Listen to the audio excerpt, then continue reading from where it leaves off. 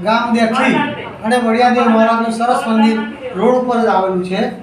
હવે બળિયાદેવ મહારાજનો ઇતિહાસ તો ઘણો લાંબો છે, પણ આપણે ટૂંકમાં જાણીએ કે બળિયાદેવ મહારાજ કોના પુત્ર હતા।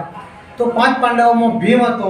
એ ભીમ જ્યારે વનવાસ ગયા પાંડવો, ત્યારે ભીમે હિડમ્બા સાથે લગ્ન કરેલા અને હિડમ્બાનો પુત્ર ઘટોત્કચ અને ઘટોત્કચનો પુત્ર બર્બરી, જે હાલમાં બળિયાદેવ તરીકે પૂજાય છે।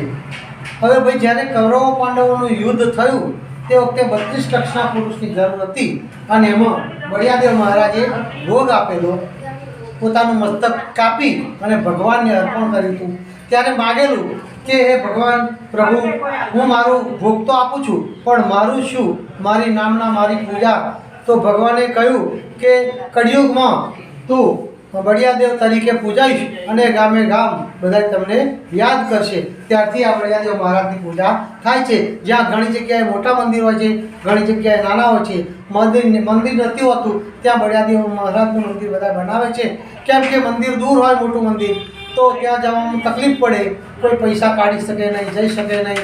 જ્યારે ગામમાં મંદિર હોય તો બધાને સગવડ મળે। આવજો મારા વાલા, જેટલું જાણ્યું એટલું કહ્યું, ભૂલ ચૂક હોય તો માફ કરજો, અને કંઈ નવું જાણતા હોય તો કહેજો ભાઈ। આવો।